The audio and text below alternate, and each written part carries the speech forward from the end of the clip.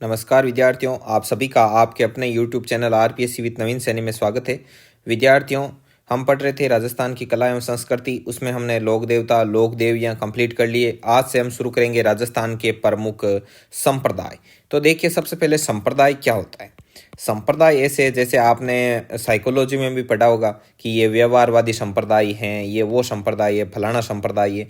संप्रदाय में क्या होता है कि एक पर्टिकुलर संप्रदाय का एक संस्थापक होता है। संस्थापक, अब संस्थापक कौन होता है? जो उस संप्रदाय की क्या करता है, स्थापना करता है। अब स्थापना कैसे करेगा? संप्रदाय एक्चुअल में है क्या? संप्रदाय एक तरीके से एक थ्योरी है, एक विचारधारा है कि भाई जैसे कोई भी एक संत है, उसने एक विचारधारा दे दी कि भाई मालिक ऐसे नहीं होकर ऐसे हैं, उनकी कोई आकार नहीं है, रंग रूप नहीं है, वो सर्वत्र विद्यमान है, ऐसे वैसे, जो भी उनको अच्छा लगा उन्होंने थ्योरी दे दी। अब थ्योरी कोई भी विचारधारा देते हैं तो उससे क्या होता है, जैसे 100 लोग हैं तो 50 उससे सहमत और 50 असहमत। तो ऐसे क्या, जो सहमत हुए वो इस संप्रदाय के क्या बन गए? अनुयायी। अनुयायी मतलब इसको मानने वाले। फिर ये आगे से आगे चलते गए और फिर संस्थापक थे, उन्होंने जैसे वो चले गए तो पीछे उनके क्या, उनके शिष्य उनकी जगह ले ली, उनका पद ले लिया, समझ गए। फिर उनके शिष्य, उन्होंने आगे शिष्य बनाए, तो वो शिष्य फिर जैसे ये पूरा राजस्थान है तो इसमें फैल गए, तो उन्होंने जगह जगह इस संप्रदाय का क्या किया, प्रचार प्रसार किया। और ऐसे करते करते ये एक ऐसे क्या बन गया, पूरा संप्रदाय बन गया। ये संप्रदाय का स्ट्रक्चर हो गया और ये संप्रदाय क्या होता है, कैसे होता है, वगैरह वगैरह। ठीक है, तो आज हम विभिन्न संप्रदायों के बारे में पढ़ेंगे। देखो, संप्रदाय दो भागों में, एक निर्गुण और एक सगुण। आप ऊपरी तौर पर समझते जाओ। देखो, आपको डीपली कोई नहीं पूछेगा कि निर्गुण का अर्थ बताइए वो। तो देखो, निर्गुण एक तरीके से जो मानते हैं कि भाई मूर्ति पूजा में विश्वास नहीं करते, मूर्ति पूजा में विश्वास नहीं करते कि भाई भगवान का कोई रंग रूप आकार प्रकार कुछ नहीं है, भगवान है वो सर्वत्र व्याप्त है, कण कण में व्याप्त है। बस उनकी क्या कर रहे हैं, आराधना कर रहे हैं, उनको याद कर रहे हैं, स्तुति करते हैं, उनके जो सिद्धांत हैं उनका पालन करते हैं, वगैरह वगैरह। और सगुण वो होते हैं जो कि मूर्ति पूजा में विश्वास करते हैं, पर्टिकुलर मूर्ति लेते हैं, उनका श्रृंगार करते हैं, उनका पूजा पाठ करते हैं, नहलाते हैं, वगैरह वगैरह, जो भी है वो आते हैं सगुण में। अब निर्गुण में कौन कौन से आते हैं? जसनाती संप्रदाय वाले, बिश्नोई संप्रदाय वाले, लालदासी संप्रदाय, दादू संप्रदाय, रामसनई संप्रदाय, निरंजनी संप्रदाय। इन संप्रदायों का मानना है कि भगवान का कोई रंग रूप आकार प्रकार नहीं। और सगुण में आते हैं एक तो शैव और एक आते हैं वैष्णव। वैष्णव में है रामानुज संप्रदाय, रामानंदी संप्रदाय, निम्बार्क संप्रदाय, वल्लभ संप्रदाय और ब्रह्म या गौड़ीय संप्रदाय। और इधर शैव में है कापालिक, पाशुपत संप्रदाय की स्थापना की थी लकुलिस ने, लिंगायत, काश्मीरक, नाथ संप्रदाय। और नाथ संप्रदाय ये आगे दो भागों में है ऐसे कि एक तो वैरागपंथी और एक माननाथी। ठीक है, तो वैरागपंथी है वो पुष्कर राताडूंगा में, और माननाथी है उनकी ये पीठ है वो माँ मंदिर जोधपुर में। ठीक, अब इन सभी संप्रदायों के बारे में हम आगे डिटेल से पढ़ेंगे। अभी मेन हमने स्ट्रक्चर बनाया है, उनको सगुण और निर्गुण के तौर पर हमने इनको क्या किया है, वर्गीकृत किया है। अब है रामानंदी संप्रदाय।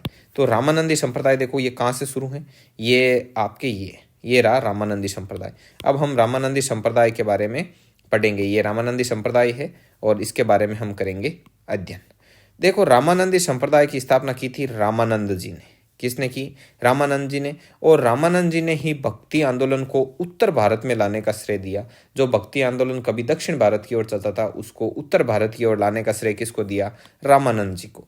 और इनके 12 शिष्य थे। रामानंद जी के स्वयं के कितने शिष्य थे? 12, जिनमें संत कबीर, धन्ना जी, पीपा जी, सेना जी, रैदास जी इत्यादि ये इनके प्रमुख शिष्य थे। टोटल कितने थे?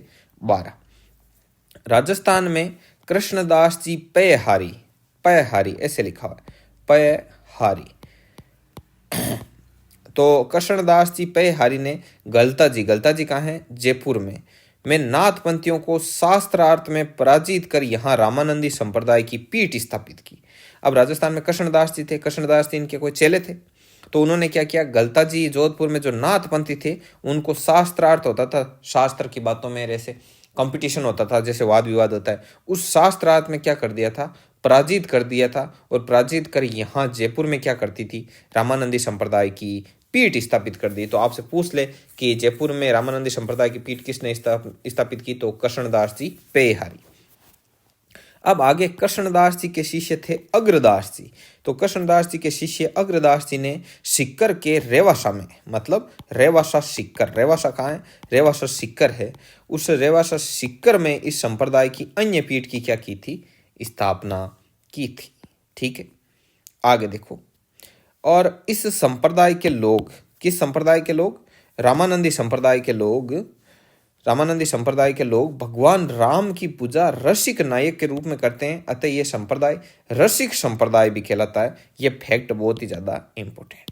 भगवान राम की रसिक नायक के रूप में कैसे, रसिक नायक क्या होता है, जैसे ये प्रेम प्रसंग से जुड़ी हुई बातें हैं, प्रेम प्रसंग से जुड़े हुए, जैसे कोई ऐसे लव स्टोरी रहे मूवी और उसमें कोई हीरो रहे तो आप उसको बोल सकते हो रसिक नायक, समझ गए।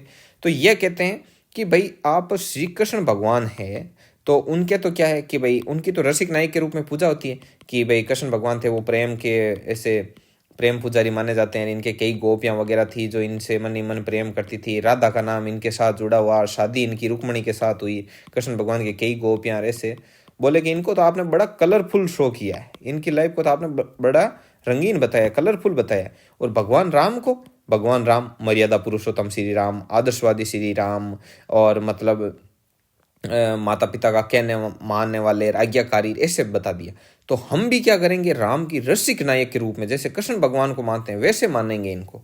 तो इस संप्रदाय के लोग भगवान राम की पूजा रसिक नायक के रूप में करते हैं, अतः यह संप्रदाय रसिक संप्रदाय भी कहलाता है। और आमेर का पृथ्वीराज कछुआ है, वो कृष्णदास जी पयहारी का क्या था, अनुयायी था। और पृथ्वीराज कछुआ वही है जिसने वो राणा सांगा का फैन था ना, इनकी सहायता की थी युद्ध में, वही पृथ्वीराज कछुआ। ठीक है, आगे आता है निम्बार्क संप्रदाय। निम्बार्क संप्रदाय है, ये निम्बार्काचार्य जी थे, उनके द्वारा स्थापित है। और निम्बार्काचार्य जी थे, इन्होंने ग्रंथ लिखा था वेदांत पारिजात भाष्य। ठीक है, और निम्बार्क संप्रदाय को हंस संप्रदाय भी कहते हैं। और निम्बार्क संप्रदाय के निम्बार्काचार्य जी थे, इन्होंने द्वैत का सिद्धांत दिया, मतलब द्वैत और अद्वैत का सिद्धांत। इसमें बताते हैं कि जीव और ब्रह्म को अलग अलग या एक है, ऐसा पूछा जाता है। तो ये बताते हैं कि जीव और ब्रह्म एक है भी और एक नहीं भी है, ऐसे ये थ्योरी है।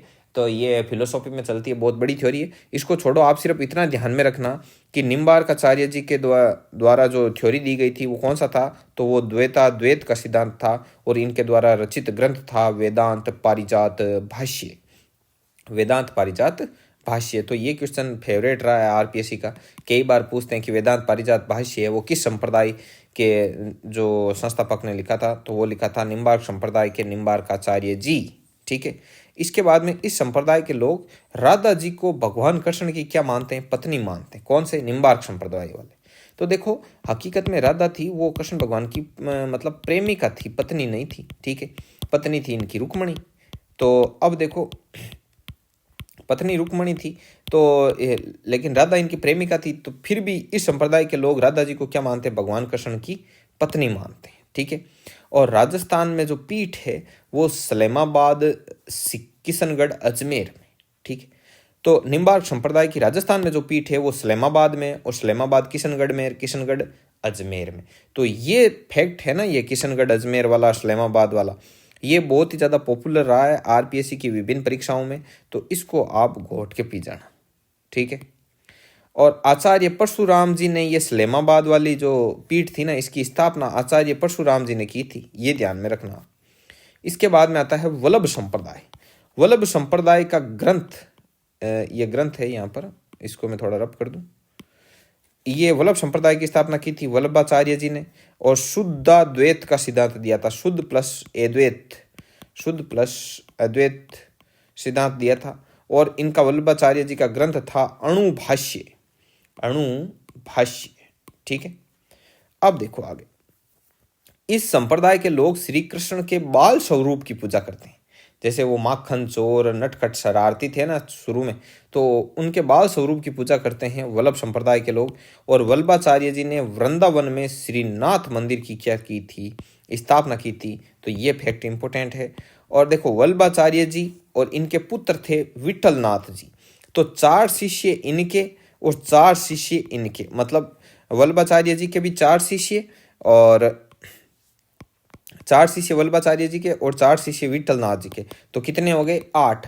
इनके 8 शिष्यों ने 8 शिष्यों को मिलाकर अष्टछाप नाम की कवि मंडली की क्या की गई थी, मतलब कवि मंडली बनाई गई थी किनके द्वारा, वल्लभाचार्य और विट्ठलनाथ जी के द्वारा। तो ये अष्टछाप कवि मंडली बनाई गई थी और इस कवि मंडली में सूरदास जी भी थे।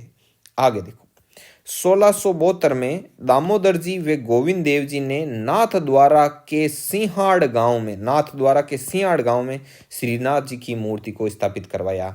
तो ये मैंने स्टोरी आपको मेवाड़ का इतिहास पढ़ाते समय बताई थी कि दामोदर जी और गोविंद जी थे, उन्होंने नाथद्वारा के सिंहाड़ गांव में श्रीनाथ जी की मूर्ति स्थापित की। क्योंकि उस समय आपको पता है कि जब मूर्तियां मुगल आक्रांता थे उनके द्वारा मूर्तियां वगैरह तोड़ी जा रही थी, हिंदू मंदिरों को नष्ट किया जा रहा था, तो ये श्रीनाथ जी की मूर्ति लेके आए थे यहाँ पर। कहाँ पर? नाथ द्वारा आए थे। तब उस समय यहाँ का जो राजा था राज सिंह, तो उसने कहा था कि आप निश्चिंत रहिए, जब तक मतलब 1,00,000 हिंदुओं का सिर कटने से पहले, 1,00,000 हिंदुओं का सिर कटने से पहले मैं श्रीनाथ जी की जो मूर्ति है उसको कभी भी मुगलों के हाथ नहीं लगने दूंगा। इतना विश्वास दिलाया, तब जाकर यहाँ पर क्या की गई थी, मतलब उस मूर्ति की स्थापना दामोदर जी और गोविंद देव जी ने की थी। ठीक है, तो ये बात है।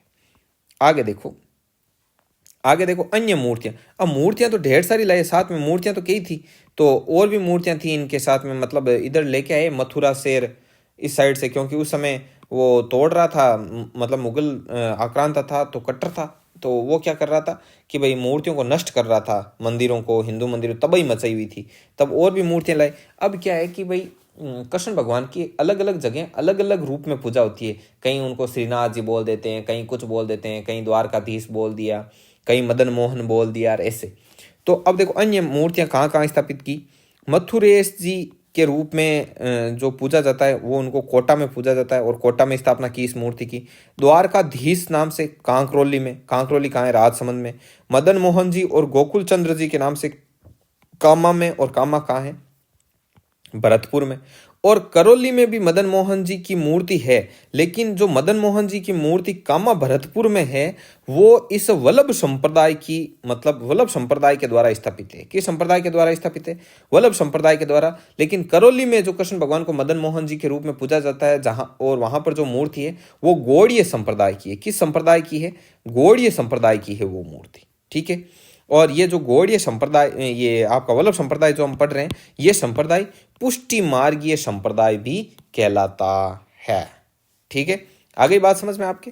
तो बस आज के वीडियो में इतना ही। आज के वीडियो में हमने वल्लभ संप्रदाय तक पढ़ा है। ठीक है, तो और ये पीडीएफ यदि आप प्राप्त करना चाहते हैं तो आप हमारे टेलीग्राम ग्रुप को ज़रूर से ज़रूर ज्वाइन कीजिए। जो विद्यार्थी नियमित रूप से वीडियो देख रहे हैं और उन्होंने अभी तक हमारे टेलीग्राम लिंक को ज्वाइन नहीं किया, तो उनसे रिक्वेस्ट है कि आप ज़रूर से ज़रूर टेलीग्राम ग्रुप को ज्वाइन कीजिए। टेलीग्राम चैनल है अपना, और इसका लिंक डिस्क्रिप्शन में दे रखा है, और व्हाट्सअप नंबर भी डिस्क्रिप्शन में दिए हुए हैं। आप हमारे व्हाट्सअप ब्रॉडकास्ट में जुड़ना चाहते हैं तो अपना नाम और साथ में अपना डिस्ट्रिक्ट, ये 2 चीज़ लिखे और उन नंबर पर क्या कर देना, व्हाट्सअप कर देना। ठीक है विद्यार्थियों, आप कमेंट जरूर किया करो ताकि हमें हमारे वीडियो के बारे में लगातार फीडबैक मिलता रहे कि हमारे वीडियो आप पर कैसा असर छोड़ रहे हैं, आपको कैसा समझ में आ रहा है, वगैरह वगैरह। और वीडियो को ज़्यादा से ज़्यादा आप लोगों को शेयर करना है, अपने आस पड़ोस सब जगह बताइए, इसको व्हाट्सअप स्टेटस में डालिए। अब देखो, आपको यदि पढ़ा रहे हैं तो इसमें आपसे कोई शुल्क नहीं लिया जा रहा है। ठीक है, फ्री है, फ्री ऑफ कॉस्ट है ये पूरा का पूरा जो मटेरियल आपको दिया जा रहा है। तो आप बस इतना सा तो ज़रूर हमारी हेल्प कीजिएगा कि भाई चैनल को ज़्यादा से ज़्यादा शेयर करो, ज़्यादा से ज़्यादा लोगों से इसको सब्सक्राइब करो। आप भी सब्सक्राइब कीजिए यदि आपने अभी तक सब्सक्राइब नहीं किया है। ठीक है विद्यार्थियों, तो मिलते हैं नेक्स्ट वीडियो में, तब तक के लिए जय हिंद, जय भारत।